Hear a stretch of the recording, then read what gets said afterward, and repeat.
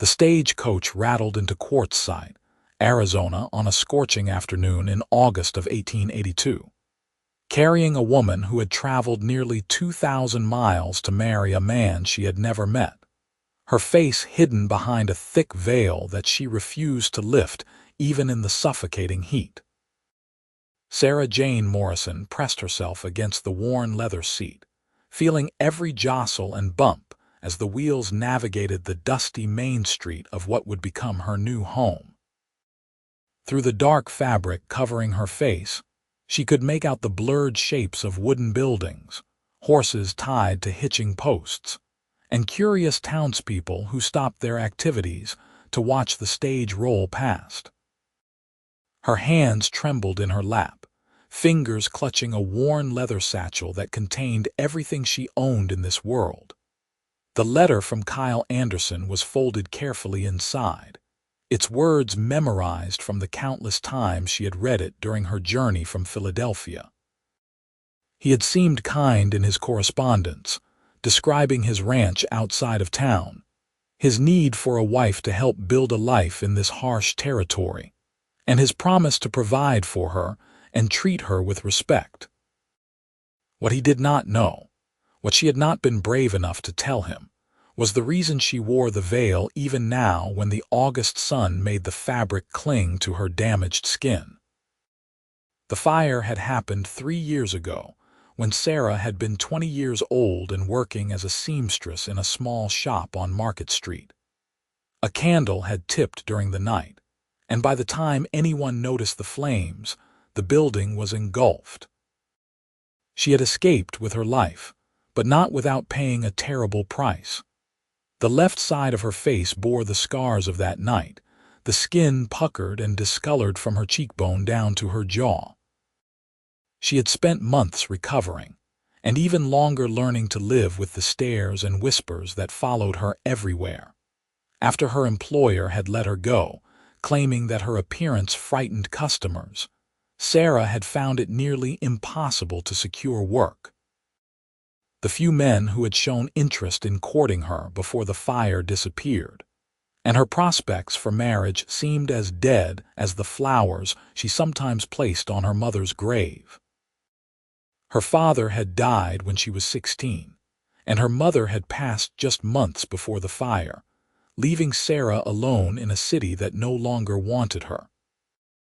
When her landlady had shown her an advertisement in the newspaper seeking mail-order brides for men in the Western Territories, Sarah had stared at it for 3 days before finally composing a response. She had written to Kyle Anderson honestly about her skills, her character, and her situation, but she had not mentioned the burns. She told herself it was not quite lying, just omitting information that might prevent her from having any chance at a new life. Now, as the stage pulled to a stop in front of what appeared to be the general store, she wondered if she had made a terrible mistake. The driver climbed down and opened the door, extending a weathered hand to help her descend. Sarah took it carefully, her legs unsteady after days of travel. Her dark blue traveling dress was covered in dust, despite her best efforts to keep it clean, and she knew her hair must be a disaster beneath her bonnet and veil. She had worn the veil throughout the entire journey, claiming to the other passengers that she was in mourning, which was not entirely false. She mourned the life she might have had, the face she had lost, the future that had burned away in those flames. "Madam, you waiting for someone?" The driver asked, not unkindly. He had been respectful throughout the journey, never pressing her about the veil or asking questions she did not want to answer. "Yes, I am meeting my intended husband," Sarah said softly, her voice muffled by the fabric. "Mr. Kyle Anderson. He owns a ranch nearby." The driver's weathered face broke into a smile. "Kyle Anderson, fine man, one of the best ranchers in these parts. He mentioned he was expecting a bride. You are a fortunate woman, if you do not mind me saying so." Sarah nodded, though fortune was not something she felt at the moment. Terror was closer to the truth. along with a desperate hope that bordered on prayer. She stood on the wooden boardwalk, clutching her satchel, as the driver retrieved her trunk from the back of the stage.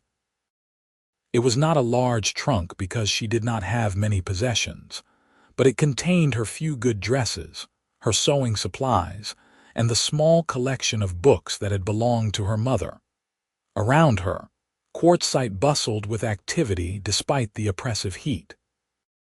Men in dusty work clothes moved between buildings, and a few women in simple calico dresses carried baskets or herded children along the street. The town was smaller than she had imagined, perhaps 20 or 30 buildings clustered along the main road, with scattered structures visible in the distance. Mountains rose in the hazy background, their peaks sharp against the brilliant blue sky. Everything seemed painted in shades of brown and gold, so different from the gray stones and green parks of Philadelphia. "Miss Morrison." The voice was deep and masculine, and Sarah turned to see a man approaching from across the street. He was tall, well over 6 feet, with broad shoulders and a lean build that spoke of hard physical work. His sun-bronzed skin suggested countless hours outdoors, and his dark hair curled slightly beneath a worn hat. But it was his eyes that caught her attention, a striking shade of green that seemed almost startling in his tanned face. He wore dusty work clothes, sturdy boots, and a gun belt slung low on his hips, which reminded her that this was indeed the Wild West and not the civilized streets of her former home. "Mr. Anderson," she managed, her voice barely above a whisper. "Yes, madam, Kyle Anderson." He removed his hat as he approached, revealing more of that dark hair. His face was handsome in a rugged way, with strong features and a jaw that looked like it had been carved from stone. He was perhaps 25 or 26, she guessed, with smile lines around his eyes that suggested he laughed often. "I am pleased to finally meet you. I hope the journey was not too difficult." "It was long but manageable," Sarah said, acutely aware of the veil between them. She could see him trying not to stare at it, his expression polite but clearly curious. "Thank you for meeting me. Of course, I would not dream of leaving you to find your own way." He gestured toward her trunk. "Is this all your luggage?" "Yes, that is everything." He lifted the trunk easily, balancing it on one shoulder as though it weighed nothing. "My wagon is just over here. I thought we might stop by the preacher's house on the way out to the ranch if that suits you. Reverend Collins is expecting us. Unless you would prefer to wait, get settled first." Sarah's heart hammered against her ribs. The moment of truth was approaching faster than she had anticipated. Part of her wanted to delay, to put off the inevitable rejection, but another part just wanted it over with. The waiting and wondering were perhaps worse than whatever would come. "Today is fine," she said quietly. "I would not want to delay our arrangement." Something flickered in his eyes, an expression she could not quite read. He nodded and led the way to a wagon parked in front of the general store. It was a sturdy vehicle with a bench seat and a bed for hauling supplies. He placed her trunk carefully in the back, then turned to help her up onto the seat. His hands were gentle as he assisted her, and she noticed the calluses on his palms, the signs of a man who worked with his hands. Once they were both seated and he had gathered the reins, he clicked his tongue to the horses, and they moved forward at a steady pace. The wagon creaked and swayed as they traveled down the street, passing various businesses and homes. Sarah tried to focus on her surroundings, on memorizing the layout of this town that would be her new home, but her mind kept racing ahead to the moment when she would have to reveal the truth. "I am glad you came," Kyle said after a few moments of silence. "Your letters were thoughtful and honest." "I appreciated that." Guilt twisted in Sarah's stomach. Honest. If only he knew how much she had left out. "Your letters were very kind," she managed. "You wrote about your ranch with such care. I could tell it means a great deal to you. It does. My father started it about 15 years ago, back in '67 when this area was even rougher than it is now. He died 5 years ago, and my mother passed 2 years after that. It has been just me and my hired men since then, trying to keep it running and make it profitable. It is a good life, but it is a lonely one without someone to share it with. Sarah heard the sincerity in his voice and felt her guilt deepen. This man was clearly genuine in his desire for companionship, for a partner in building a life.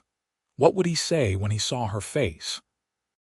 Would he still want a wife, or would he see her as damaged goods, unfit to be the mother of his children or the mistress of his home? They turned down a side street where the buildings were more residential, simple wooden houses with small yards and gardens struggling in the desert heat. Kyle pulled the wagon to a stop in front of a modest white-painted house with a cross mounted above the door. Reverend Collins has been in Quartzsite for about 7 years, Kyle explained as he secured the reins. He is a good man, fair and kind. He will make this official for us. Official. Marriage. The words seemed to echo in Sarah's mind as Kyle helped her down from the wagon.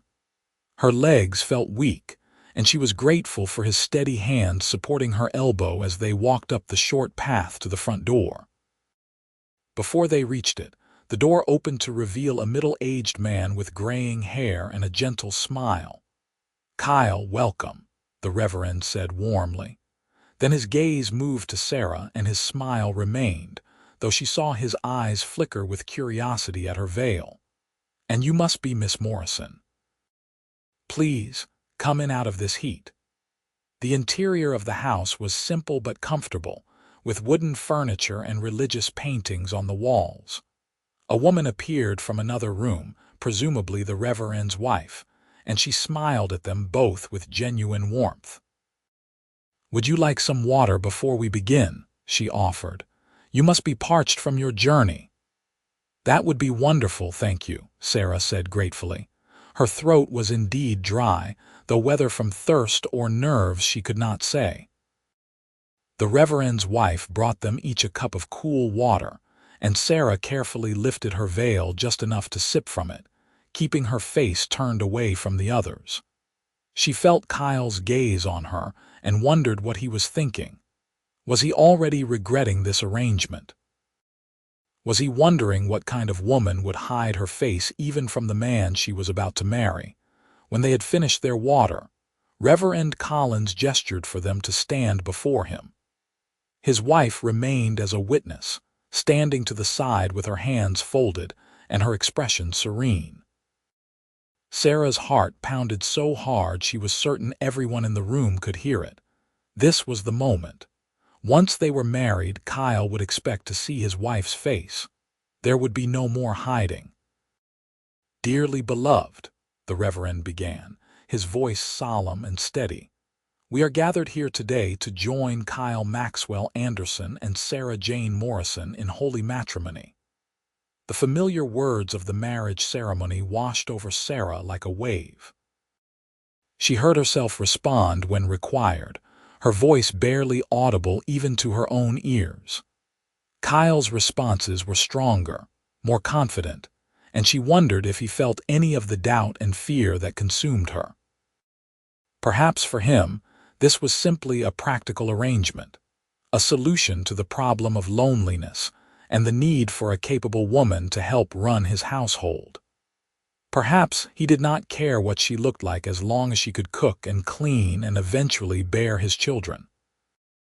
"Do you, Kyle Maxwell Anderson, take this woman to be your lawfully wedded wife, to have and to hold from this day forward for better or worse, for richer or poorer, in sickness and in health, until death do you part?" "I do," Kyle said firmly, and Sarah felt him take her hand in his. His grip was warm and solid, and despite her terror, she felt a strange sense of comfort in that touch. "And do you, Sarah Jane Morrison, take this man to be your lawfully wedded husband, to have and to hold from this day forward, for better or worse, for richer or poorer, in sickness and in health, until death do you part." "I do," Sarah whispered, the words feeling both like a promise and a confession. "Then, by the power vested in me, I now pronounce you husband and wife." The Reverend smiled at them both. "Kyle, you may kiss your bride." This was it. This was the moment Sarah had been dreading since she left Philadelphia. Kyle turned to her, his green eyes meeting hers through the veil, and slowly, carefully, he reached up to lift the fabric. Sarah wanted to pull away, to run from the room and keep running until she reached some place where no one knew her and no one could see her shame.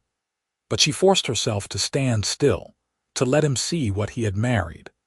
Kyle's fingers were gentle as they grasped the edge of the veil. He lifted it slowly, gradually revealing her face.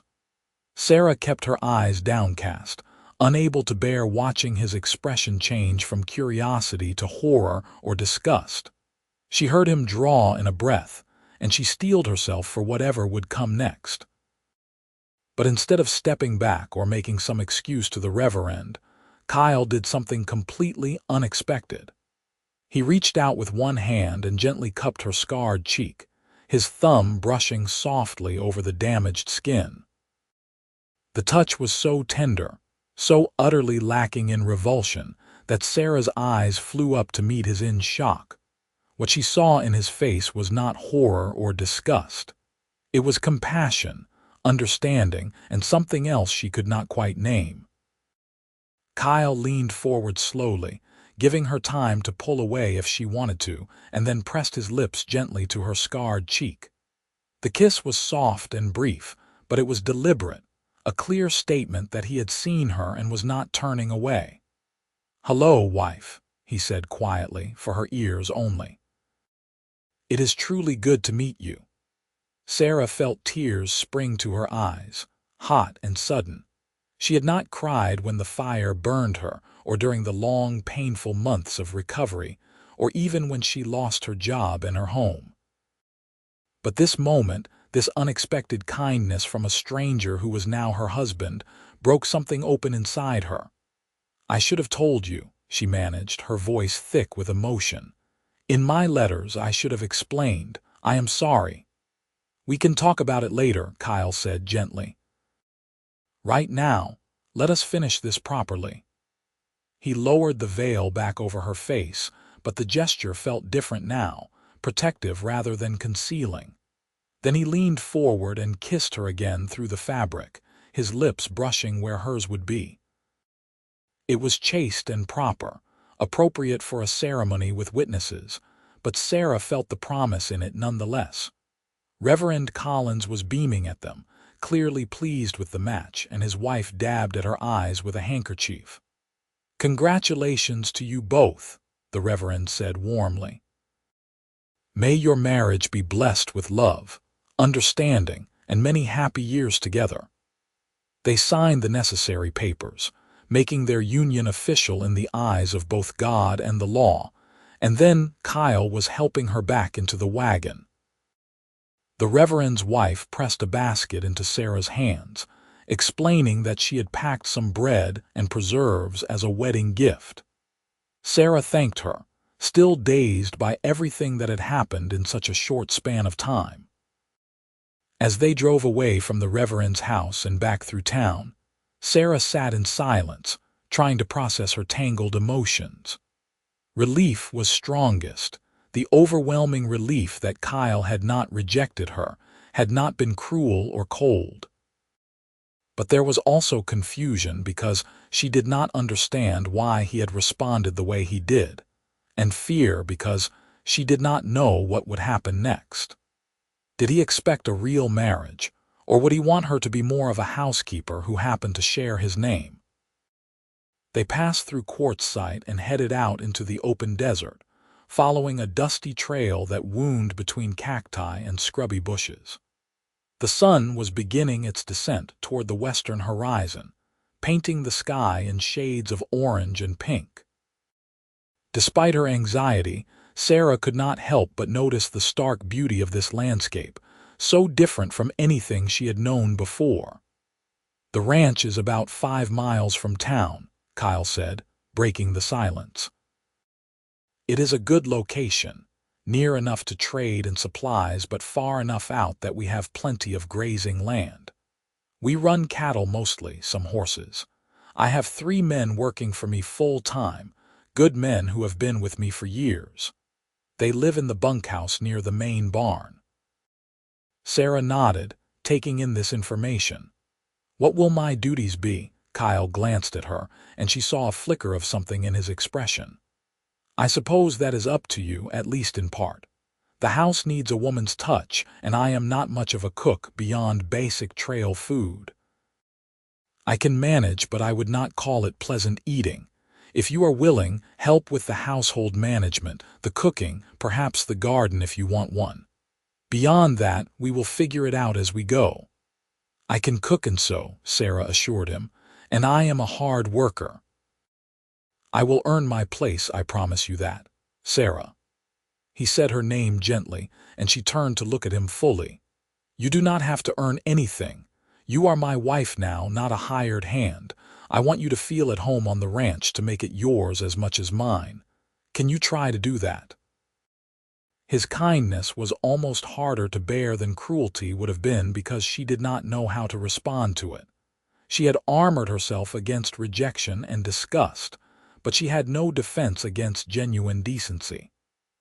"I will try," she said softly. They rode in companionable silence for a while longer, and then Sarah saw buildings appear in the distance. As they drew closer, she could make out a large barn, several smaller outbuildings, a bunkhouse, and a ranch house that was more substantial than she had expected. It was a 2-story wooden structure with a wide porch wrapping around the front and sides, and windows that caught the evening light. "My father built the house himself," Kyle said, pride evident in his voice. "He wanted something that would last, something that could grow with a family. My mother planted those trees." He pointed to several cottonwoods near the house, their leaves rustling in the evening breeze. "She said a home needed shade and green things, even in the desert." Sarah could hear the love and loss in his voice, and she felt a pang of sympathy for this man who had lost both his parents and been left to run a ranch alone. At least they had that in common, the experience of being alone in the world and trying to build a life from the pieces that remained. As they approached the house, 3 men emerged from the barn, clearly alerted by the sound of the wagon. They were all young, in their 20s or early 30s, dressed in the standard clothing of working cowboys. Kyle pulled the wagon to a stop and set the brake, then jumped down with easy grace. "Men, I would like you to meet my wife, Mrs. Sarah Anderson," he said, and Sarah heard the note of satisfaction in his voice as he spoke her new name. "Sarah, these are my ranch hands. Tom Carter, Miguel Rodriguez, and Jim Walsh." The 3 men removed their hats respectfully, and Sarah saw curiosity and friendliness in their weathered faces. They clearly noticed her veil but were too polite to comment on it. "Madam," they said in various greetings, and Sarah nodded to each of them. "Pleased to meet you all," she said. "I hope we will work well together." "Tom, can you help me with Mrs. Anderson's trunk?" Kyle asked, and the tallest of the 3 men immediately stepped forward. Together they lifted the trunk from the wagon bed and carried it toward the house. Kyle returned to help Sarah down, his hands steady on her waist as he lifted her to the ground. "Let me show you inside," he said, offering his arm. Sarah took it, grateful for the support as her legs adjusted to being on solid ground again after so many days of travel. The interior of the ranch house was even more impressive than the exterior. The front door opened into a spacious main room with a stone fireplace, comfortable-looking furniture, and windows that let in plenty of light. To one side was a dining area with a solid wooden table and chairs, and beyond that she could see a kitchen. A staircase led to the second floor. "There are 4 bedrooms upstairs," Kyle explained as he guided her through the space. "My parents' room, which is the largest, and 3 smaller ones. I have been using one of the smaller rooms since they passed, but I thought you might want the main bedroom. It has more space and better light." Sarah understood what he was really saying. He was offering her privacy, her own space, not assuming that they would share a room immediately. The relief she felt was mixed with something else, something more complicated that she did not want to examine too closely. Tom and Kyle carried her trunk upstairs, and Sarah followed to see the bedroom that would be hers. It was indeed spacious, with a large bed covered in a faded quilt, a dresser with a mirror, a washstand, and a rocking chair by the window. The window itself looked out over the desert landscape, and Sarah could see the mountains in the distance, now painted purple and gold by the setting sun. "It is lovely," she said honestly. "Thank you." "I will let you get settled," Kyle said, moving toward the door. "Take your time. When you are ready, come downstairs and I will fix us some supper. Nothing fancy, but it will fill the stomach." After he left, closing the door gently behind him, Sarah finally removed her bonnet and veil. She caught sight of herself in the mirror and looked away quickly, as she always did. The burns were worse on the left side, running from just below her eye down to her jaw, but there was some scarring on her neck as well. The skin was discolored, puckered in places, and would never look normal no matter how much time passed. She unpacked her trunk methodically, hanging her few dresses in the wardrobe and arranging her personal items on the dresser. The familiar task was soothing, giving her hands something to do while her mind continued to process everything that had happened. She was married now, to a man who had seen her face and not turned away. It seemed almost too good to be true, and part of her waited for the other shoe to drop, for him to change his mind and decide he had made a terrible mistake. When she could delay no longer, Sarah washed her face and hands in the basin, then made her way downstairs. She left the veil upstairs, a small act of courage that felt monumental. If Kyle had seen her once, there was no point in hiding anymore, at least not in their own home. She found him in the kitchen, working at the stove with the focused concentration of someone who was not entirely comfortable with the task. He looked up as she entered, and his gaze went immediately to her face. But there was no shock or disgust in his expression, just a warm smile that made something flutter in Sarah's chest. "I hope you like beans and cornbread," he said. "It is about the extent of my cooking skills." "It sounds wonderful," Sarah said, and she meant it. After days of stage-coach food and nerves that had kept her from eating much, anything hot and filling would be welcome. "Can I help? Just sit and rest. You have had a long journey." He gestured to the kitchen table, a smaller, more intimate version of the dining room table. "There is coffee if you want it." Sarah sat and accepted a cup of strong black coffee, watching as Kyle finished preparing their simple meal. He moved around the kitchen with a casual ease that suggested he was comfortable in this space, even if cooking was not his strong suit. When he served the food, she was pleasantly surprised to find that it was better than he had implied, hearty and well-seasoned.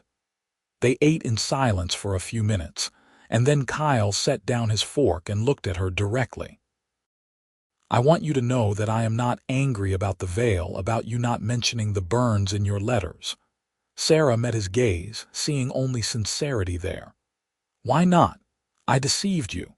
Did you lie about anything else? About your character, your skills, your situation?" "No, everything else was true." "Then you did not deceive me about anything that matters." He leaned back in his chair, his expression thoughtful. "Sarah, I did not write to an agency looking for a beautiful wife to show off. I was looking for a partner, someone intelligent and capable who wanted to build a life out here. From your letters, I believed you were that person. Seeing your face does not change any of that. But you do not know what people will say, how they will stare, Sarah said, feeling the old shame and anger rise up. I am marked, damaged. People find me unsettling to look at. Then those people are fools. His voice was firm, almost stern. You survived something terrible and you bear the marks of it. That does not make you damaged. It makes you strong. Sarah felt tears threatening again and blinked them back fiercely. You are very kind to say that. I am not being kind. I am being truthful. Kyle reached across the table and took her hand, his thumb rubbing gently over her knuckles. I want us to have a real marriage, Sarah. Not right away, not until you are ready, but eventually. I want us to be partners, to build this ranch together, maybe have children someday. But I understand if you need time. We are strangers, really, despite the letters. We need to learn each other, to build trust. I am willing to do that if you are. His words painted a picture of a future Sarah had thought was lost to her forever. A real marriage, children, a partnership built on respect and shared goals. It was everything she had wanted before the fire, everything she had mourned as impossible afterward. I would like that, she said quietly. Very much. But Kyle, you need to understand what you are taking on. The burns are not just cosmetic. The skin is sensitive, painful sometimes, and there will be stares and whispers whenever we go to town. People will wonder why a man like you would marry someone like me. Let them wonder. Kyle squeezed her hand gently. Their opinions matter less to me than dirt under my boots. What matters is what we build together, what we create here. Can you trust me on that? Sarah looked into his green eyes and saw no deception there, no hidden cruelty or secret agenda. He seemed to mean every word he said, as impossible as that was to believe. I can try, she said finally. That is all I can promise right now. That is enough, Kyle said with a smile. Trying is all any of us can do. They finished their meal with lighter conversation, Kyle telling her about the ranch operations and the rhythms of daily life. He explained that he usually rose before dawn to help with morning chores, that they took their meals whenever work allowed, and that evenings were often the only time for rest and personal pursuits. I should warn you, he said as he helped her clear the table. The men can be rough around the edges, but they are good at heart. They might take some time to get used to having a woman around, but I trust them. If any of them make you uncomfortable in any way, you tell me immediately. I will, Sarah promised. She appreciated his protectiveness, the sense that he took seriously his responsibility to keep her safe. After the dishes were washed and put away, Kyle showed her around the rest of the house, pointing out the storage areas, the root cellar, and the various supplies they kept on hand. It was clear that the household had been run by a man alone for some time, functional but lacking the small touches that made a house a home. Sarah found herself mentally cataloging things she could do, improvements she could make, ways to bring warmth and comfort to the space. As the evening deepened and stars began to appear in the darkening sky, Kyle walked her back upstairs. He paused at her bedroom door, his expression slightly uncertain for the first time since they had met. I want you to feel safe here, he said quietly. There is a lock on the door if you want to use it. I will not come in unless you invite me. I meant what I said about giving you time. Thank you, Sarah said, touched by his consideration. On impulse, she reached out and squeezed his hand briefly. For everything, for not turning away. I would never do that. He returned the squeeze, then released her hand and stepped back. Sleep well, Sarah. Tomorrow we can start figuring out how this life of ours is going to work. Sarah entered her room and closed the door softly, though she did not lock it. She stood for a moment in the darkness, listening to the unfamiliar sounds of the desert night, the distant howl of coyotes and the rustle of wind through dry grass. She was in a strange place, married to a man she barely knew, beginning a life she could never have imagined a year ago. But for the first time in 3 years, she felt something she had almost forgotten: hope. Kyle Anderson had looked at her scarred face and chosen to kiss her cheek gently, to welcome her as his wife without hesitation or disgust. It was a small thing, perhaps, that single gesture, but it had cracked open a door Sarah had thought was sealed shut forever. She changed into her nightgown and climbed into the comfortable bed, exhaustion from her journey finally catching up with her. As she drifted toward sleep, she found herself thinking not about the past and what she had lost, but about the future and what might be possible. It was a strange and wonderful feeling, and she held on to it like a precious gift as sleep claimed her.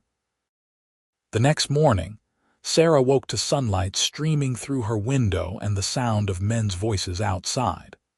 She dressed quickly in one of her simple work dresses, braided her hair, and made her way downstairs. The house was empty, and through the kitchen window she could see Kyle and his men working near the barn. They were loading supplies onto a wagon, their movements efficient and coordinated. Sarah set about exploring the kitchen more thoroughly, taking inventory of the supplies and equipment available. There was a good cast iron stove, plenty of pots and pans, and a surprisingly well-stocked pantry. It seemed Kyle kept the household supplied even if he did not make fancy use of the ingredients. She found flour, cornmeal, beans, preserved vegetables, and even a precious tin of coffee. By the time Kyle came in for breakfast, Sarah had prepared a substantial meal of eggs, bacon, biscuits, and gravy. She heard him stop in the doorway of the kitchen, and she turned to see surprise and pleasure on his face. "I thought we agreed you would rest," he said, but his tone was teasing rather than critical. "I am rested, and I needed to do something useful," Sarah replied. She gestured to the table, which she had set with plates and utensils. "Besides, I wanted to prove I can actually cook, not just claim it in letters." Kyle laughed, a warm, rich sound that made Sarah smile in response. "It smells incredible. Let me wash up and I will be right back." He returned a few minutes later with his hands and face clean, his hair damp where he had obviously dunked his head in water. They sat together at the table, and Sarah watched with satisfaction as Kyle ate with genuine enthusiasm. "This is the best breakfast I have had in years," he said after demolishing 2 biscuits and a generous helping of eggs. "If you cook like this regularly, the men are going to be begging to eat at the house instead of their own bunkhouse. Would that be appropriate?" Sarah asked, uncertain about the protocols of ranch life. "We can invite them for Sunday dinners," Kyle suggested.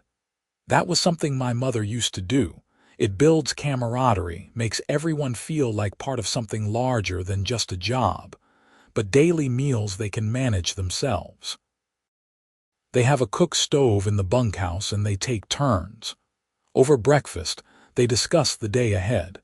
Kyle explained that he needed to ride out to check on the cattle in the southern pasture, a task that would take most of the day. "You do not have to do anything special," he assured her. "Just settle in, get comfortable with the house and the routine. There is no rush to prove anything." But Sarah wanted to prove something, if only to herself. After Kyle rode out with Tom, she threw herself into housework with an energy born of nervous determination. She swept and scrubbed, washed windows, and aired out rooms that had clearly gone too long without a thorough cleaning. It was not that Kyle had been slovenly, but there was a difference between keeping a space functional and making it truly clean and welcoming. By mid-afternoon, she was hot, dusty, and tired, but the main rooms of the house gleamed. She had found some fabric in a storage chest and had begun measuring windows for curtains, a project that would keep her busy in the evenings. The physical labor felt good, a distraction from her anxious thoughts and a way to contribute to her new home. She was in the kitchen preparing supper when she heard horses outside. Looking through the window, she saw Kyle and Tom returning, both covered in dust and clearly tired. A few minutes later, Kyle came through the door, removing his hat and running a hand through his sweaty hair. "Something smells amazing," he said, then stopped and looked around the kitchen with wide eyes. "And everything is so clean. Sarah, you did not have to do all this in one day." "I wanted to," she said simply. "It made me feel useful." He crossed the kitchen and surprised her by taking both her hands in his. "You are useful just by being here, by being willing to try this with me. But I appreciate the work you have done. The house already feels different, warmer somehow." His hands were rough and calloused, the hands of a working man, but his touch was gentle. Sarah felt a flutter of something in her chest, an emotion she was not quite ready to name. "Go wash up," she said softly. "Supper will be ready in 10 minutes. That evening they fell into an easy conversation over the meal, Kyle telling her about his day and asking about hers. He listened with genuine interest as she described her cleaning efforts and her plans for curtains, and he offered to ride into town later in the week to buy any supplies she needed. "There is a general store that carries fabric and sewing notions," he explained. "The owner's wife, Mrs. Peterson, is a kind woman. She will help you find what you need." Sarah felt a flutter of anxiety at the thought of going into town, of facing curious stares and whispered comments. But she knew it was inevitable. This was her home now, and Quartzsite was the nearest town. She could not hide forever. Over the following days and weeks, Sarah began to find her rhythm on the ranch. She woke each morning to prepare breakfast for Kyle, often packing him a lunch to take when he would be out all day. She kept the house clean, worked on sewing projects, and gradually began to explore beyond the immediate area of the ranch house. The garden her mother-in-law had planted was long overgrown, but Sarah could see the bones of it beneath the weeds. She began clearing it section by section, discovering herbs and a few struggling vegetable plants that had somehow survived on their own. Kyle noticed her efforts and promised to help her expand it, to build better fencing to keep out rabbits and other pests. Kyle was patient and kind, never pushing her for more than she was ready to give, but making it clear that he enjoyed her company. They took to sitting on the porch in the evenings after supper, watching the sun set over the mountains and talking about everything and nothing. Sarah learned about his childhood on the ranch, his memories of his parents, his dreams for the future. In turn, she found herself sharing stories of her own past, her parents, her life in Philadelphia before the fire. The first time she spoke about the fire itself, about what had happened that night and the long recovery that followed, Kyle listened without interruption. When she finished, her voice rough with emotion, he simply took her hand and held it. "You are braver than you know," he said quietly. "Surviving that and then having the courage to come all the way out here and start over, that takes strength most people do not have."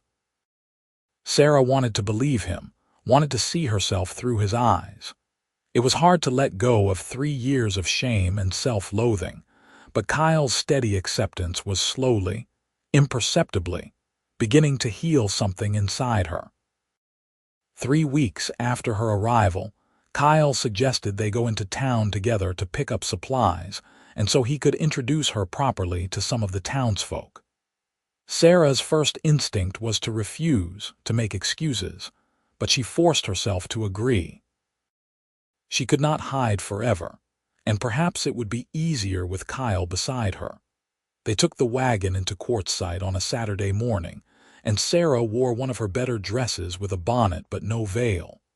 She had gotten used to Kyle seeing her face, and she refused to hide in her own town.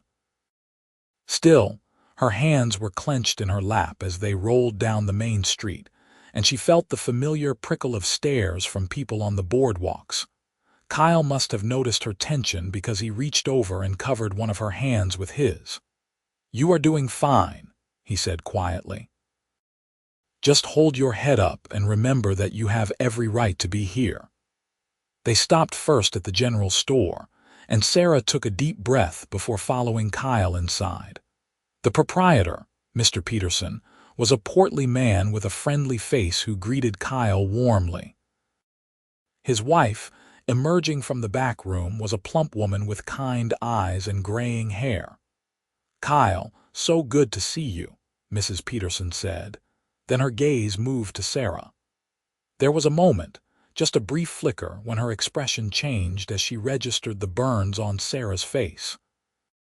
But then she smiled, and it seemed genuine. "And you must be the bride we have been hearing about. Welcome to Quartzsite, Mrs. Anderson." "Thank you," Sarah managed. "I am pleased to meet you. Your husband tells us you are quite the seamstress, Mrs." Peterson continued, moving forward to shake Sarah's hand without hesitation. "We could use someone with those skills in town. The nearest dressmaker is over in Wickenburg, which is a full day's travel. If you ever want to take on some work, I know several ladies who would be interested." The offer surprised Sarah, and she felt a warm glow of pleasure at being wanted for her skills rather than pitied for her appearance. "I would be happy to help," she said, "once I am more settled at the ranch." They spent a pleasant hour at the store, selecting fabric for curtains and a few other household items Sarah needed. Mrs. Peterson chatted easily with her about life in Quartzsite, pointing out which families were which and offering gentle gossip that helped Sarah feel more connected to the community. Not everyone was as welcoming as the Petersons. As they walked along the street, Sarah noticed plenty of stares and a few women who whispered behind their hands. But Kyle kept his hand at the small of her back, a steadying presence, and gradually Sarah found it easier to meet people's eyes rather than looking down at the ground. They stopped by the church where they had been married, and Reverend Collins and his wife greeted them both warmly. The Reverend's wife, whose name was Martha, invited them to Sunday services and mentioned that there was a ladies' social group that met twice a month. "We would love to have you join us, Mrs. Anderson," she said kindly. "It is a good way to meet the other women in town and feel part of the community." Sarah thanked her and promised to consider it, though the thought of sitting in a room full of strange women made her stomach clench with anxiety. Still, she appreciated the invitation and the clear effort to make her feel welcome. By the time they loaded up the wagon and headed back to the ranch, Sarah was exhausted but also oddly exhilarated. It had been difficult, facing the stares and the curiosity, but it had not been as awful as she had feared. Most people had been polite at least, and some had been genuinely kind. "You did wonderfully," Kyle said as they drove home through the afternoon heat. "I know that was not easy." "It was easier with you there," Sarah admitted. "Thank you for that. We are partners now," Kyle said simply. "Where you go, I go, and vice versa, at least when ranch work allows," he added with a slight smile. That evening, as they sat on the porch watching another spectacular desert sunset, Sarah found herself feeling more content than she had in years. The ranch was beginning to feel like home. Kyle was proving to be everything she had hoped for in a husband and more, and she was starting to believe that maybe, just maybe, she could build a good life here. "Kyle," she said quietly, and he turned to look at her with those striking green eyes. "I want to thank you for everything, for bringing me here, for giving me a chance, for being so kind." "Sarah, you do not need to thank me. Having you here has made my life better in ways I did not even know I needed." He hesitated, then reached out and gently touched her scarred cheek, his fingers feather light. "May I kiss you? Properly, I mean." Sarah's heart hammered in her chest, but she found herself nodding. Kyle leaned in slowly, giving her every opportunity to change her mind, and then his lips met hers in a kiss that was gentle and sweet and full of promise. It was Sarah's first real kiss, the fire having happened before she had ever been courted seriously, and she felt a warmth spread through her that had nothing to do with the desert heat. When they pulled apart, Kyle was smiling at her with such tenderness that Sarah felt tears prick her eyes. "I am falling in love with you," he said softly. "I want you to know that. I am not rushing you, and I will wait as long as you need, but I wanted you to know what is in my heart." Sarah reached up and touched his face, mirroring the gesture he had made to her. "I think I am falling in love with you too," she whispered.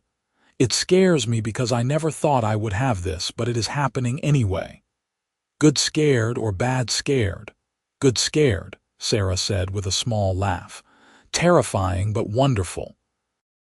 Kyle grinned and pulled her close, wrapping an arm around her shoulders as they sat together watching the stars appear one by one in the darkening sky.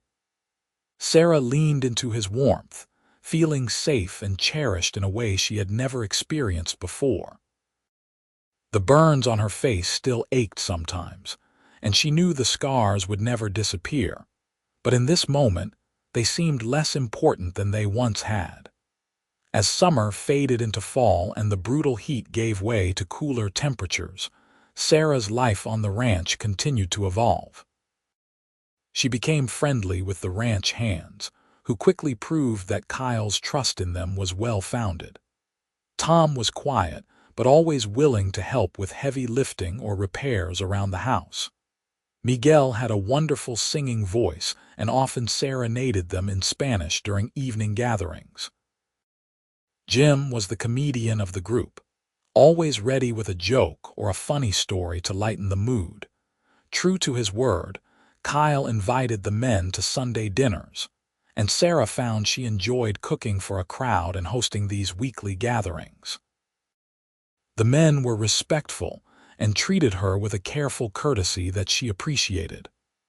Gradually, they relaxed around her, and she around them, until it felt like they were all part of an extended family. Sarah also began attending church services in town, though she declined to join the ladies' social group for the time being. Church was enough social interaction for now, and she found comfort in the familiar hymns and Bible readings. Reverend Collins preached thoughtful sermons about grace and redemption, themes that resonated deeply with Sarah's own journey. She also took Mrs. Peterson up on her offer and began taking in sewing work. Several women in town brought her fabric and requests for dresses, alterations, and even a wedding gown for a young bride-to-be. The work gave Sarah a sense of purpose beyond housekeeping, and the extra income, which Kyle insisted she keep for herself, gave her a measure of financial independence that felt important. Kyle continued to court her in small ways, bringing her wildflowers he found on his rides, sitting with her in the evenings while she sewed, asking her opinion on ranch decisions. He never pushed her for more physical intimacy than she was ready to give, but the kisses they shared became more frequent and more heated as Sarah's trust and desire grew. One evening in late October, after they had been married for nearly 3 months, Sarah made a decision. She and Kyle were sitting together on the porch, bundled in jackets against the cooling evening air when she took his hand and said, "I think I am ready." Kyle looked at her with understanding in his eyes. "Are you sure?" "There is no rush, Sarah. I meant it when I said I would wait." "I am sure," Sarah said, feeling nervous but also certain. "I love you, Kyle. I trust you. And I want to be your wife in every way, not just in name." The smile that lit his face was like the sun breaking through clouds. He stood and pulled her to her feet, then swept her up into his arms. Sarah laughed, surprised, as he carried her through the house and up the stairs to the master bedroom. the one they had been slowly sharing more and more over recent weeks. He set her down gently beside the bed and cupped her face in both hands, his thumbs brushing over her cheeks, both the scarred and the unmarred. "I love you, Sarah Anderson," he said fiercely. "Every part of you, inside and out. You are beautiful to me."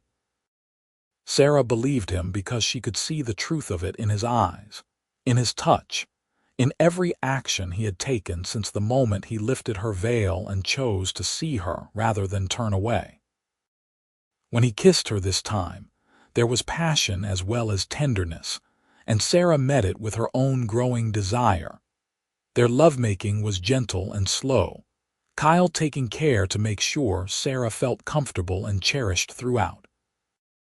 It was awkward in moments, as first times often are, but it was also wonderful and bonding in ways Sarah had never imagined. Afterward, lying in Kyle's arms with her head on his chest, Sarah felt a completeness she had never known before. "Are you all right?" Kyle asked softly, his hand stroking through her unbound hair. "I am more than all right," Sarah said honestly. "I am happy, truly, genuinely happy." "Good," Kyle said, pressing a kiss to the top of her head. "That is all I want, Sarah, your happiness and your love. Everything else is just details." From that night forward, they shared a bed and a room, and their marriage became a partnership in every sense of the word. Sarah continued to blossom under Kyle's steady affection and the growing sense of belonging she felt on the ranch.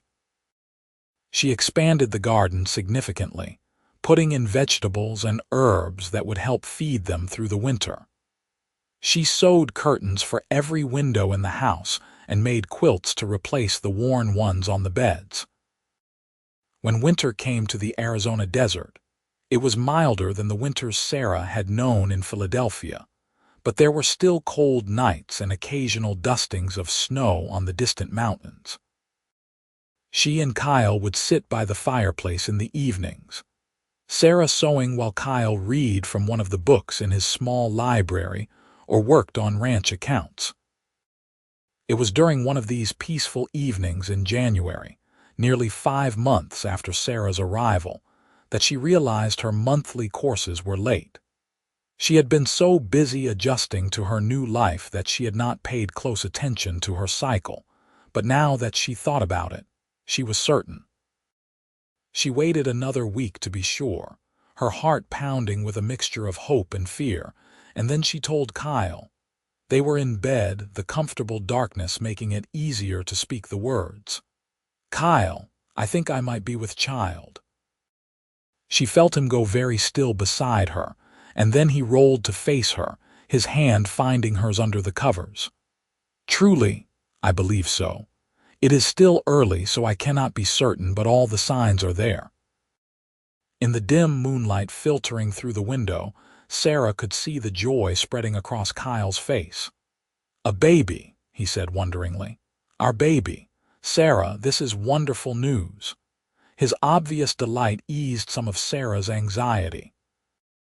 She had worried about pregnancy for so many reasons, not least of which was whether her burns might somehow affect a child.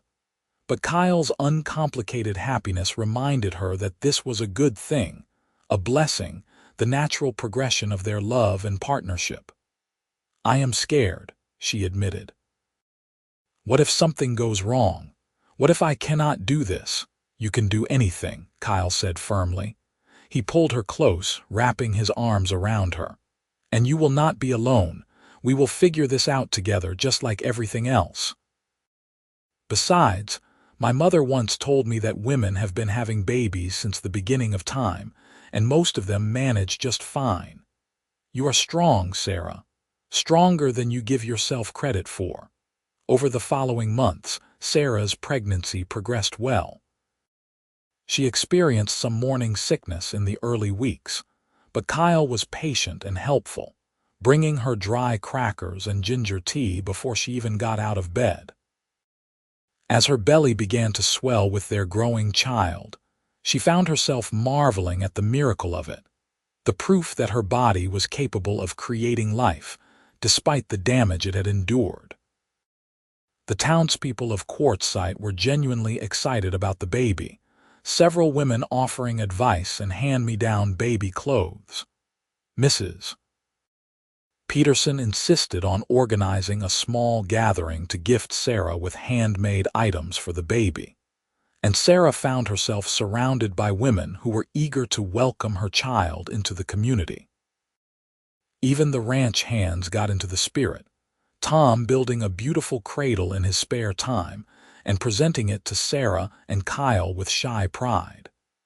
Miguel carved little wooden animals for the baby to play with eventually, and Jim joked about teaching the child to rope cattle as soon as it could walk.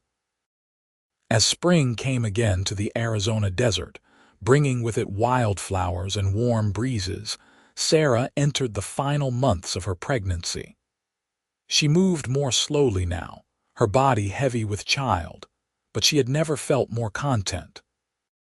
Kyle was attentive and loving, constantly checking on her and insisting she rest whenever possible.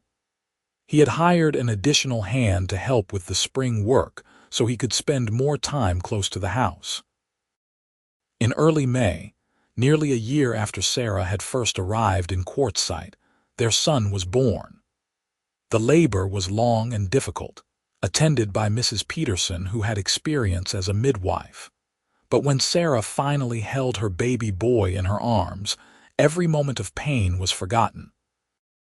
He was perfect, with a shock of dark hair and eyes that would eventually turn the same striking green as his father's. Kyle was awestruck, holding his son with the careful reverence of a man who has been given something infinitely precious. "He is beautiful," he said, his voice thick with emotion. "Just like his mother." They named him Jacob Maxwell Anderson, after Kyle's father. Little Jacob proved to be a healthy, hungry baby with a good set of lungs. Sarah discovered that motherhood came naturally to her, and she threw herself into caring for her son with the same determination she had brought to every other aspect of her new life. The ranch prospered over the following years. Kyle's careful management and hard work paid off, allowing them to expand their herd and improve their facilities.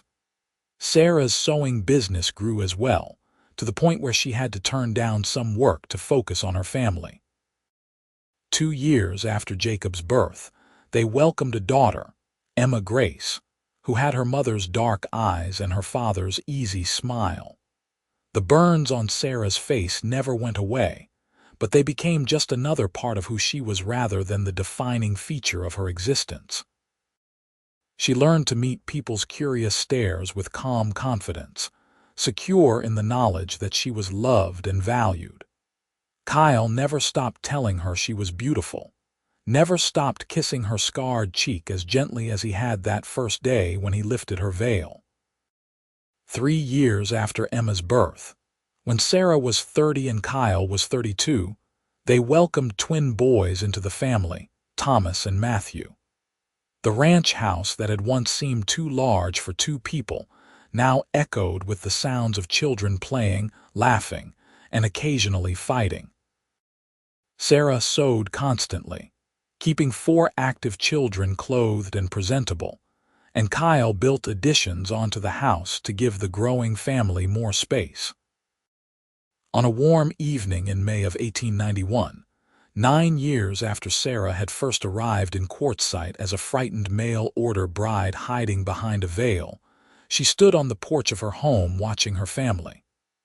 Kyle was in the yard teaching Jacob, now 8 years old, how to properly saddle a horse. Emma, 6, was helping Sarah's garden, carefully watering the plants under her mother's earlier instruction. The twins, 3-year-old bundles of energy, were playing with the wooden animals Miguel had carved, making animal sounds that were more enthusiastic than accurate. Sarah felt a profound sense of gratitude wash over her. She thought about the girl she had been in Philadelphia, scarred and hopeless, certain that her life was effectively over. She thought about the terror she had felt on that stagecoach, coming to meet a stranger who might reject her. And she thought about Kyle, lifting her veil with gentle hands and choosing to see her rather than her scars. That single moment of grace had changed everything. It had given her not just a husband but a true partner, not just a house but a home, not just survival but a life full of love and purpose and joy. The burns still hurt sometimes, especially when the weather was very hot or very cold, but they were a small price to pay for everything she had gained. Kyle looked up from helping Jacob and caught her eye, giving her that smile that still made her heart flutter even after 9 years of marriage. He said something to Jacob, then walked over to join her on the porch, pulling her into his arms. "What are you thinking about?" he asked, kissing her temple. "About how lucky I am," Sarah said honestly. "About how one moment of kindness changed my entire life." "I am the lucky one," Kyle countered. "You took a chance on a lonely cowboy and made him happier than he ever thought possible. You gave me a family, a real home, a reason to build something that will last beyond my own years."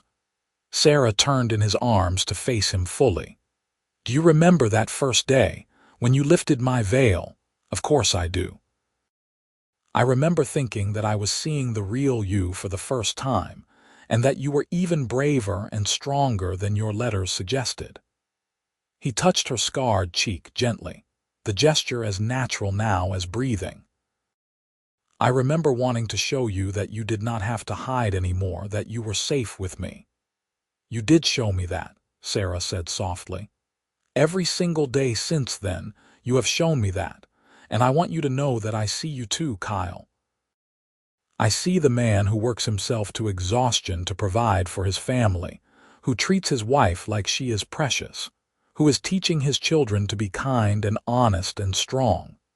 I see you, and I love everything I see." They kissed there on the porch as the sun set behind the mountains, painting the sky in shades of gold and crimson. Around them, their children played and the ranch they had built together hummed with life and purpose. It was not the life Sarah had planned or expected, but it was infinitely better than anything she could have imagined during those dark days after the fire. As they pulled apart and turned to watch their children together, Kyle's arm around her shoulders and her head resting against his chest, Sarah thought about all the moments that had led to this one. The desperation that had driven her to answer a mail-order bride advertisement. The courage it had taken to board that stagecoach. The terror and hope she had felt standing in Reverend Collins' house, waiting for Kyle to lift her veil. And most of all, she thought about that one perfect moment when Kyle had chosen to kiss her scarred cheek rather than turn away. That gentle acceptance had been the beginning of everything, the foundation upon which they had built a life full of love, family, and belonging. It had shown her that she was worthy of being loved, not in spite of her scars, but as a complete person who happened to bear them. The years continued to roll by, bringing with them the joys and challenges of raising 4 children in the Arizona desert. Jacob grew into a serious young man who loved the ranch and clearly wanted to follow in his father's footsteps. Emma was bright and curious, always asking questions and reading every book she could get her hands on. The twins were mischievous but good-hearted, keeping their parents on their toes with their elaborate games and schemes. Sarah's sewing business eventually transformed into something more significant. With Mrs. Peterson's encouragement, she opened a small dressmaking shop in Quartzsite, hiring 2 younger women to help with the work. It became a gathering place for the ladies of the town, a spot where they could order custom clothing and catch up on news and gossip. Sarah found she had a talent for business, and the shop prospered, giving her a sense of accomplishment that complemented her role as wife and mother. Kyle continued to expand the ranch, bringing in new breeding stock and experimenting with different grazing techniques. Tom, Miguel, and Jim stayed on as his most trusted employees, becoming almost like uncles to the Anderson children. Eventually, Kyle made them partners in the ranch, giving each of them a small stake in the business in recognition of their years of loyal service. The town of Quartzsite grew as well, adding new businesses and residents as the years passed.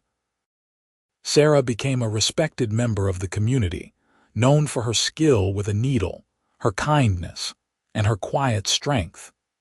People no longer stared at her scars because they had become accustomed to them, seeing Sarah herself rather than the marks on her face.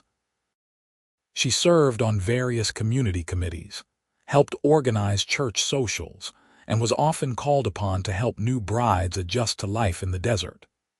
In the summer of 1895, when Jacob was 12 and the twins were 7, Sarah's dressmaking shop received an unusual order. A wealthy family from back east was moving to the area, and the matriarch wanted an entire wardrobe made for herself and her 3 daughters. It was the largest commission Sarah had ever received, and she threw herself into the work with enthusiasm. The family, the Harrisons, proved to be pleasant people who were genuinely trying to make a life in Arizona despite their obvious wealth and status. Mrs. Harrison was particularly kind to Sarah, never once mentioning her scars or treating her with anything less than respect. When Sarah delivered the finished garments, Mrs. Harrison was so pleased that she insisted on paying double the agreed-upon price. "Your work is exquisite," Mrs. Harrison said, examining the fine stitching and perfect fit of the dresses. "I have worn gowns from the best shops in New York and Philadelphia, and yours are every bit as fine. You have a true gift, Mrs. Anderson." The extra money allowed Sarah and Kyle to make some improvements they had been planning for the ranch, including a new barn and an expansion of the house to give each of the children their own bedroom. It also gave them enough savings that they began to feel truly secure, no longer worried about a bad year or unexpected disaster wiping them out. As the children grew older, they each developed their own interests and personalities. Jacob at 14 announced his intention to attend the new high school being built in Quartzsite, the first of his kind in the area. He wanted to learn modern ranching techniques and business management so he could help make the ranch even more successful. Kyle was immensely proud, seeing his own dreams and ambitions reflected in his eldest son.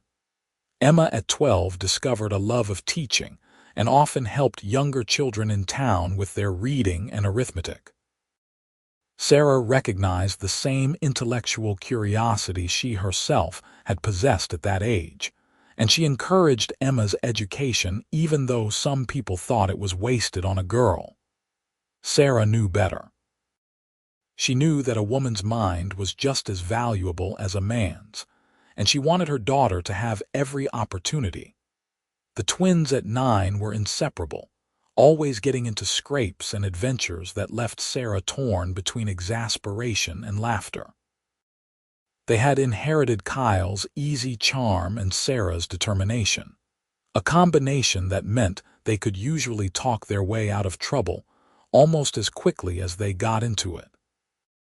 One evening in late autumn of 1897, as Sarah and Kyle sat on their porch watching yet another spectacular sunset, Kyle took her hand and said, "We have built something remarkable here, haven't we?" Sarah looked around at the thriving ranch, the comfortable home, and thought of their 4 healthy children and the life they had created together. "We really have," she agreed. "Sometimes I can hardly believe it is real that all of this is mine." "Ours," Kyle corrected gently. "It has always been ours, Sarah. Every bit of it we built together." He raised her hand to his lips and kissed it softly. "I want you to know that I have never regretted bringing you here, not for one single moment. You are the best decision I ever made, even though I lied to you." Sarah asked, finally able to joke about it after all these years. "You did not lie. You just did not mention something that turned out not to matter anyway." Kyle's expression grew more serious. "Sarah, can I tell you something I have never told you before?" She turned to face him fully, concerned by his solemn tone. "Of course. When I put that advertisement in the paper looking for a mail-order bride, I was at one of the lowest points in my life. My parents were gone, the ranch was struggling, and I was so lonely I could barely stand it. I had convinced myself that I would just find someone practical, someone who could help with the work and maybe eventually give me children. I was not expecting love or romance or real partnership. I thought those things were for other people, not for a rancher too busy surviving to think about truly living." He paused, his green eyes intense as they held hers. "And then you came. And yes, when I first lifted your veil, I saw the burns. But I also saw your eyes, full of fear and hope and courage, and I thought you were the most beautiful thing I had ever seen. Not in spite of the scars, Sarah, but because of what they represented. You had survived something terrible and still had the strength to come all this way and try again. That was when I knew you were exactly the partner I needed, someone as strong as this land we live in." Sarah felt tears spilling down her cheeks, unable to hold them back. After 15 years of marriage, Kyle could still surprise her, still make her feel cherished and valued in ways she had never imagined possible. "I love you," she said simply, because what else was there to say? Those 3 words encompassed everything she felt, everything he had given her, everything they had built together. "I love you too," Kyle replied, pulling her close. "Always have, always will." They sat together in comfortable silence as the stars began to appear one by one in the darkening sky. Inside the house, they could hear the children preparing for bed, their voices raised in some argument that would be forgotten by morning. It was the sound of family, of home, of a life fully lived. The years continued their steady march forward. Jacob graduated from high school with honors in 1899 and began taking on more responsibility at the ranch. He proved to have a natural talent for breeding cattle and developed a reputation for producing some of the finest stock in Arizona. At 19, he began courting a local girl named Mary Sullivan, the daughter of a neighboring rancher, and Kyle and Sarah watched with pride as their eldest son fell in love. Emma, at 17, decided she wanted to become a teacher and began studying for the examination that would grant her a teaching certificate. Sarah helped her prepare, drawing on her own education and love of learning. When Emma passed the exam with excellent scores, the whole family celebrated. She was offered a position at the new school in Quartzsite, teaching the younger children, and she threw herself into the work with enthusiasm. The twins, now 14, were finally starting to settle down a bit, though they remained energetic and adventurous. Thomas showed an interest in his mother's business, surprising everyone by proving to have an eye for fashion and design. Matthew, on the other hand, was fascinated by the mechanical innovations of the new century and spent every spare moment tinkering with engines and machines. In 1901, as the new century truly began to take hold, Jacob married Mary Sullivan in a beautiful ceremony at the Quartzsite church. Sarah made her daughter-in-law's wedding dress, pouring all her skill and love into creating something truly special. As she watched her son pledge his life to another person, Sarah thought about her own wedding day 19 years earlier, the terror and hope she had felt, and the gentle kiss Kyle had placed on her scarred cheek. That kiss had changed everything. It had been the first moment of true acceptance Sarah had experienced since the fire, the first time someone had looked at her damaged face and chosen to see her rather than her scars. From that single gesture had grown a love so deep and abiding that it had sustained them through nearly 2 decades of building a life together. Jacob and Mary moved into a small house on the ranch property, built by Kyle and the ranch hands as a wedding present. A year later, they welcomed Sarah and Kyle's first grandchild, a baby girl they named Catherine Sarah. Holding her tiny granddaughter in her arms, Sarah marveled at the continuation of life, at how the love between her and Kyle had rippled outward to create this new generation. Emma continued to teach and eventually became the school's headmistress, respected throughout the community for her dedication and skill. She remained unmarried, claiming she was too busy for romance, though Sarah suspected her daughter simply had not met the right person yet. Sarah did not push. She knew from her own experience that love came in its own time and could not be forced. The twins both left Quartzsite after finishing their education, Thomas heading to San Francisco to work for a dressmaking establishment and eventually open his own shop, and Matthew to study engineering at a new technical college. But they came home regularly, and their letters were full of affection and longing for the desert landscape of their childhood. As Sarah entered her 40s and Kyle his mid-40s, they found themselves with more time for each other again. The children were grown, or nearly so. The ranch was thriving, and Sarah's business was successful enough that she could step back and let her employees handle most of the daily work. They took to riding out together in the mornings, exploring the desert landscape they had called home for more than 2 decades. On one of these rides, in the spring of 1905, they stopped to rest near a rocky outcropping that offered a stunning view of the valley below. Sarah dismounted and walked to the edge, looking out over the land that had become so dear to her. "You ever think about Philadelphia?" Kyle asked, coming to stand beside her. "About what your life might have been if you had stayed?" Sarah considered the question seriously. "Sometimes," she admitted, "but not with regret. That girl who left Philadelphia was broken and hopeless, certain her life was over at 23. Coming here, marrying you, it did not just give me a new life. It gave me back my life, the one I thought I had lost in that fire. I think about what might have happened if you had not answered my advertisement," Kyle said quietly. "If I had married someone else or stayed alone. And I cannot imagine it, Sarah. I cannot imagine my life without you in it. You are woven into every part of who I am now." Sarah leaned against him, feeling his solid strength supporting her as it had for more than 2 decades. "We were both lucky that day," she said. "Lucky that we found each other, lucky that we were both brave enough to take a chance. Lucky that I lifted your veil," Kyle added with a slight smile. "I remember standing there, wondering what I would find beneath it, and then seeing you and thinking that whatever I had expected, you were so much more real and alive than I had imagined.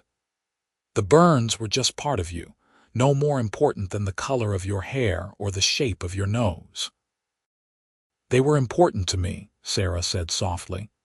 "They defined how I saw myself for so long, but you helped me learn to see differently, to understand that I was more than my scars.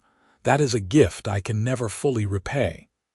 "You have repaid it every day," Kyle insisted. "By being my partner, my love, the mother of my children and my best friend. By choosing to build this life with me even when it was hard. By never giving up, even when you wanted to."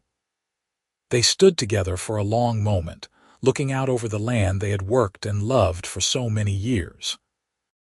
The desert was harsh but beautiful, demanding but rewarding, much like the life they had built together. It required strength and resilience, qualities Sarah had discovered she possessed in abundance once she stopped defining herself by her limitations. As they mounted their horses and rode back toward the ranch, Sarah felt a deep contentment settle over her. She was 43 years old, scarred and weathered by life, but happy in ways she had never imagined possible. She had a husband who loved her completely, children who were thriving, grandchildren to spoil, and a community where she was valued and respected. The burns on her face were still there, of course. They would always be there, a permanent reminder of the worst night of her life. But they were also a reminder of her strength, her survival, and the courage it had taken to start over. They were part of her story, but they were not the whole story. The whole story included Kyle's gentle acceptance, their growing love, the family they had created, and the life they had built together in the harsh beauty of the Arizona desert. Years continued to pass, bringing with them the natural rhythms of life. More grandchildren arrived, Jacob and Mary eventually having 4 children in total. Emma finally did fall in love, at age 32, with a widower who moved to Quartzsite with his 2 young children. She married him in 1909, and Sarah made her wedding dress just as she had made her own wedding dress back in Philadelphia all those years ago, though this one was far more elaborate and beautiful. The twins both married as well, Thomas to a woman he met in San Francisco and Matthew to a fellow engineering student. They both started their own families, and though they lived far from Quartzsite, they brought their children to visit regularly, wanting them to know their grandparents and the ranch that had shaped their fathers. Kyle and Sarah grew older together, their hair graying and their faces lining with the passage of time. But the love between them never diminished. If anything, it deepened, becoming richer and more textured with each passing year. They knew each other completely, understood each other's thoughts often without words, and supported each other through the inevitable challenges that life brought. In 1915, as Sarah approached her 53rd birthday and Kyle his 55th, they celebrated their 33rd wedding anniversary. Jacob, now 31 and fully running the ranch with his father's guidance, organized a large party at the ranch house. All of their children came, along with their spouses and children, and many friends from town. Sarah wore a dress she had made herself, still able to create beautiful things despite her aging hands. Kyle wore his best suit and looked at her with the same admiration and love he had shown that first day when he lifted her veil. As they danced together in the large main room of the house, surrounded by family and friends, Sarah thought about the journey that had brought them to this moment. 33 years, she said wonderingly. Sometimes it feels like yesterday, and sometimes it feels like I have always been here with you. Both are true, Kyle said with a smile. Time is strange that way, but I can tell you honestly, Sarah, that these have been the best 33 years of my life. Every single day with you has been a gift. Even the hard days, Sarah teased gently. The arguments and the worries and the times when money was tight. Especially those days, Kyle said seriously. Because those were the days that showed us what we were made of, what we could handle together. Anyone can love someone when times are easy. Real love is choosing each other even when things are difficult. Sarah rested her head on his shoulder as they swayed to the music. Around them, their children danced with their spouses, and their grandchildren ran laughing through the house that had witnessed so much life and love. This was her legacy, Sarah realized. Not just the dressmaking business or the contributions she had made to the community, but this family, these people who existed because she and Kyle had taken a chance on each other so many years ago. As the evening wore on and guests began to depart, Sarah found herself standing on the porch once more, looking out over the ranch as she had done countless times over the past 3 decades. The house behind her was full of sleeping grandchildren, and she could hear Kyle inside saying goodnight to their adult children. The desert night was cool and clear, the stars brilliant overhead. Kyle joined her on the porch, slipping his arm around her waist in the familiar gesture of affection that had become second nature over the years. "Tired?" he asked gently. "A good tired," Sarah said. "The kind that comes from a day well spent surrounded by people you love." "Come to bed," Kyle suggested. "Tomorrow will be another busy day, and we are not as young as we used to be." Sarah laughed and allowed him to lead her inside and up the stairs to the bedroom they had shared for more than 30 years. As she prepared for bed, she caught sight of herself in the mirror and paused. The woman looking back at her was clearly middle-aged, with silver threading through her dark hair and lines marking her face. The burns were still visible, the scarred tissue obvious even after all these years, but somehow they seemed less prominent than they once had. Or perhaps Sarah had simply stopped seeing them as the most important thing about her appearance. "You are beautiful," Kyle said from the bed, and Sarah turned to find him watching her with that familiar look of love and desire that had never faded. "Inside and out, you are the most beautiful woman I have ever known." "You are biased," Sarah said, but she was smiling as she climbed into bed beside him. "Absolutely," Kyle agreed readily. "I am completely, thoroughly biased in your favor, and I always will be." He pulled her close, and Sarah settled against him with a contented sigh. "Do you remember that first night when I carried you upstairs and told you I loved you?" "Of course I do. I was terrified and excited and so desperately in love with you that I could hardly breathe." "I felt the same way," Kyle admitted. "I kept thinking that you were too good to be true, that somehow I would wake up and find it had all been a dream. But it was not a dream. It was real, and it kept getting better." They lay together in the darkness, comfortable in the silence that came from decades of intimacy and understanding.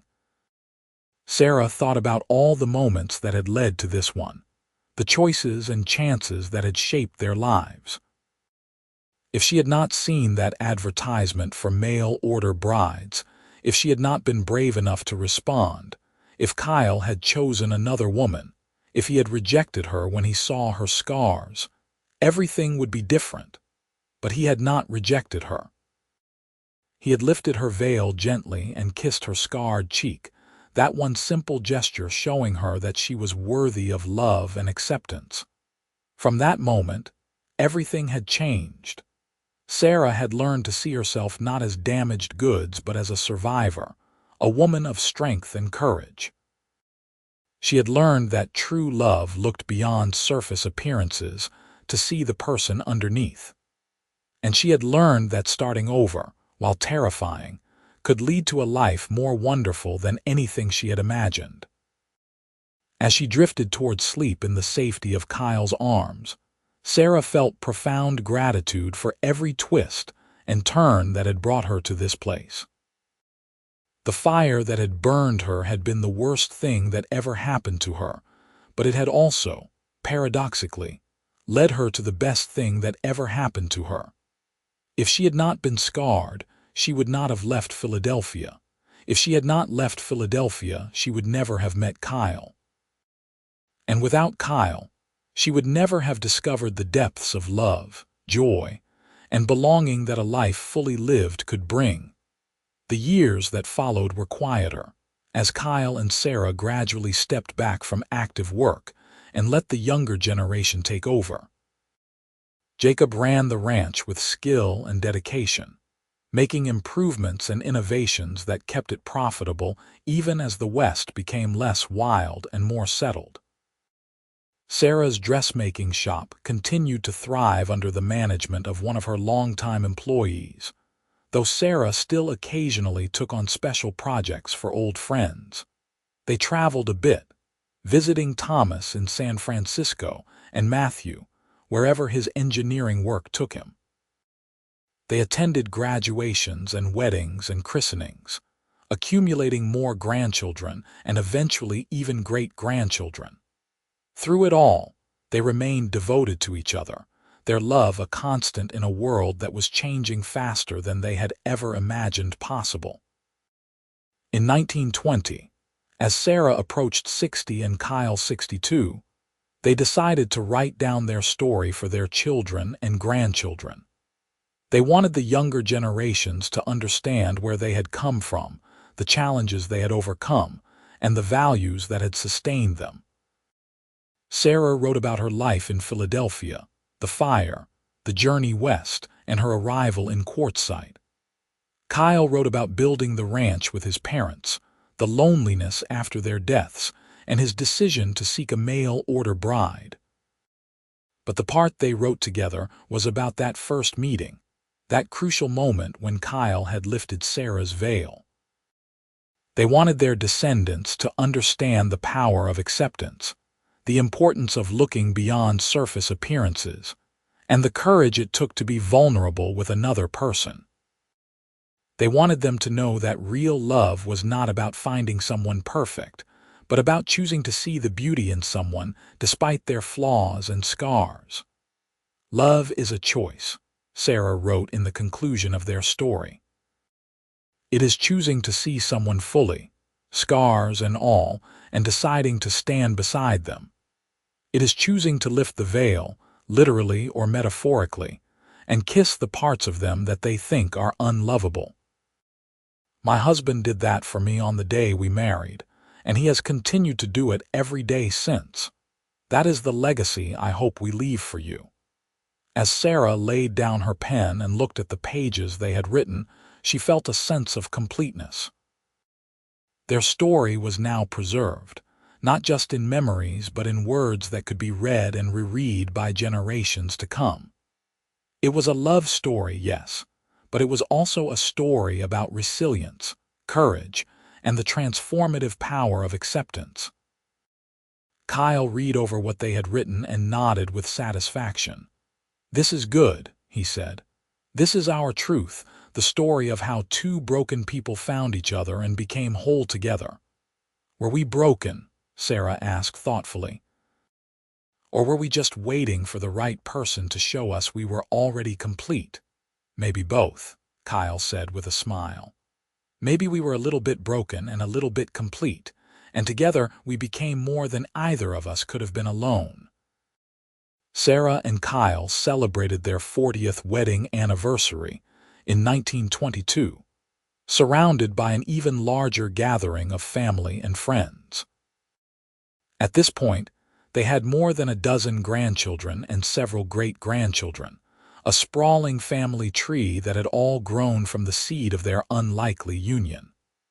The party was joyous and loud, full of laughter and music and stories. As the evening wound down and Kyle and Sarah once again found themselves on their beloved porch, Sarah reflected on the fullness of their life together. 40 years, she said wonderingly. Who would have thought that scared girl on the stagecoach and the lonely cowboy would make it this far? "I would have," Kyle said confidently. "From the moment I saw you, I knew we would go the distance. You had the strength and courage I needed, and apparently I had the acceptance and love you needed. We fit together, Sarah. We always have." She turned to kiss him, their lips meeting with the easy familiarity of 40 years of marriage. But there was still warmth there, still affection and desire, proof that true love did not fade with time but only grew deeper and more essential. As they stood together watching the stars appear in the desert sky, Sarah touched her scarred cheek gently, a habit she had developed over the years. The skin was less sensitive now, aged and weathered like the rest of her, but the scars remained as visible as ever. She thought about that terrified woman who had hidden behind a veil, ashamed of her appearance, and certain no one would ever want her. That woman felt like someone from another lifetime, barely recognizable as Sarah's younger self. The woman Sarah had become was confident, loved, and integral to her community. She was a wife, mother, grandmother, and great-grandmother. She was a successful businesswoman and a valued friend. She was so much more than her scars, though the scars were still part of her story. And it had all begun with Kyle choosing to see her, really see her, when he lifted that veil and pressed a gentle kiss to her damaged cheek. That kiss had been an act of grace that changed the entire trajectory of Sarah's life.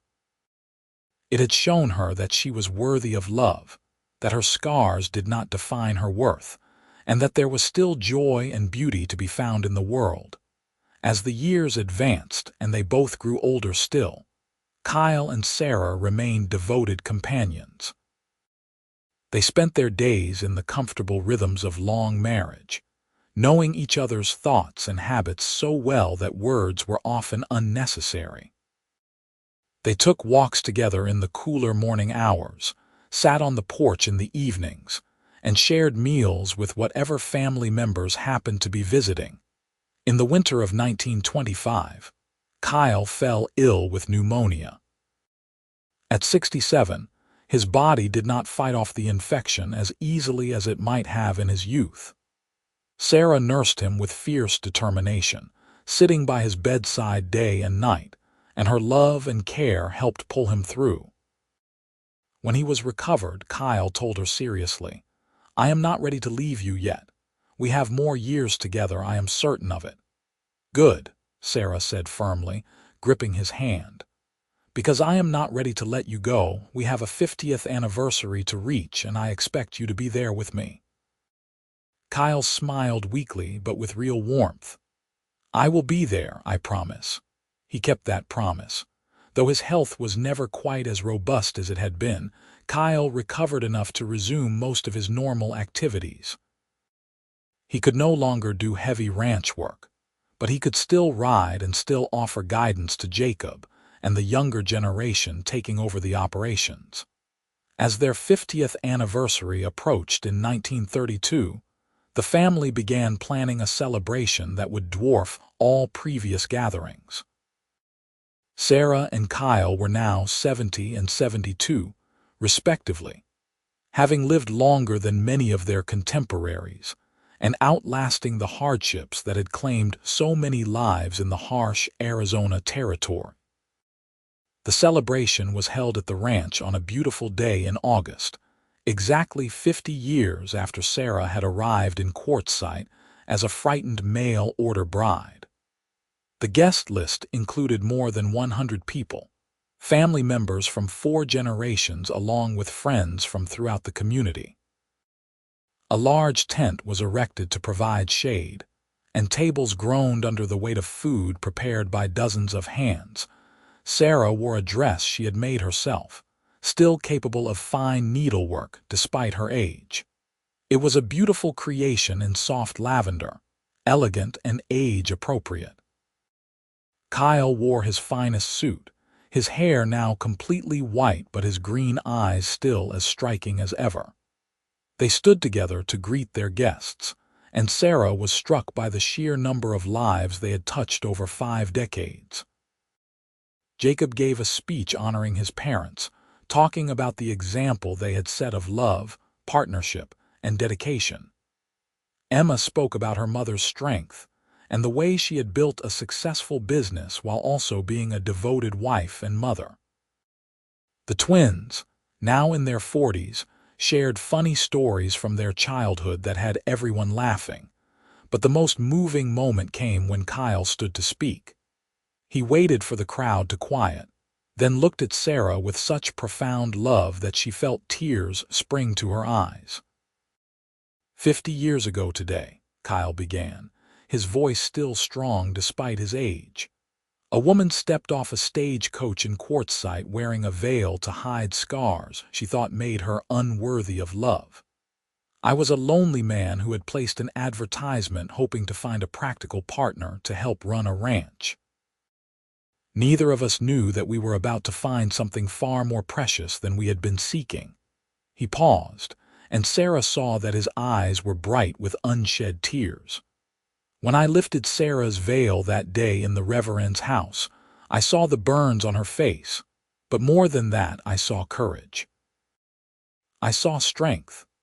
I saw a woman who had survived something terrible and still had the bravery to try again, to start over in a strange land with a strange man, and I knew in that moment that I wanted to spend my life with her. Kyle reached for Sarah's hand, and she stood to join him. So I kissed her scarred cheek, gently, to show her that she did not have to hide anymore, that she was beautiful to me, scars and all. And from that one small gesture grew the greatest love story I could ever have imagined. Sarah has been my partner in every sense of the word for 50 years. She has made me a better man, given me 4 incredible children, stood beside me through every challenge, and filled my life with more joy than I deserve. He turned to face Sarah fully, cupping her face in his weathered hands just as he had done so many times over the decades. "You are still beautiful to me," he said softly, for her ears only but loud enough that those nearby could hear. "Every silver hair, every line, every scar, all of it tells the story of a life fully lived, of strength and survival and love. I am the luckiest man alive to have spent 50 years as your husband." Then Kyle leaned in and kissed Sarah's scarred cheek, gently and deliberately, just as he had done 50 years ago. The gesture brought tears to the eyes of almost everyone watching because they understood the significance of it, the way it echoed across 5 decades of devotion. Sarah kissed him back, this time on the lips, and the gathered crowd erupted in applause and cheers. As they pulled apart, Sarah looked out at the sea of faces, at the family they had created and the community they were part of, and she felt overwhelmed by gratitude. The fire had been meant to destroy her. The burns should have ended her hopes for love and family and belonging. But instead, through a combination of courage, chance, and Kyle's gentle acceptance, they had become the beginning of the most beautiful chapter of her life. The scars were still there, would always be there, but they were no longer a source of shame. They were proof of her survival, markers of the journey that had brought her to this moment. As the party continued around them, and the sun began to set over the mountains, Sarah and Kyle slipped away to their favorite spot on the porch. They sat together in the rocking chairs Kyle had made years ago, holding hands and watching the sky turn colors. 50 years, Sarah said softly. "It has been the most wonderful 50 years I could ever have imagined." "And hopefully we have a few more yet to come," Kyle replied, squeezing her hand gently. "I am not ready to stop building this life with you." "Neither am I," Sarah agreed. "We have great-grandchildren to watch grow up, and who knows, maybe even great-great-grandchildren someday." They sat in comfortable silence as the stars began to appear, one by one, in the darkening sky. The sounds of the party faded into the background, and it was just the two of them, as it had been so many evenings over the past 5 decades. Two people who had taken a chance on each other, who had chosen love over fear, acceptance over judgment, and partnership over loneliness. The veil that Sarah had worn to hide her scars was long gone, lost, or discarded decades ago. She had no need for it anymore because Kyle had shown her that she was worthy of being seen, of being loved exactly as she was. And in doing so, he had given her the courage to live fully, to embrace every moment, and to build a life that was richer and more meaningful than anything she had dared to hope for during those dark days after the fire. As Sarah rested her head on Kyle's shoulder and felt his arm come around her, she whispered a prayer of thanksgiving for the day a lonely cowboy had gently lifted her veil and kissed her scarred cheek, changing both their lives forever. It had been a small gesture, lasting only seconds, but its ripples had spread across 50 years and 4 generations, creating a legacy of love, acceptance, and unshakable devotion that would endure long after they were both gone. That was the true power of choosing to see someone fully, scars and all, and deciding to love them anyway. It was transformative, healing, and eternal. And Sarah and Kyle's story stood as proof that the greatest love stories were not about perfect people finding each other, but about imperfect people choosing to build something beautiful together, one gentle kiss at a time.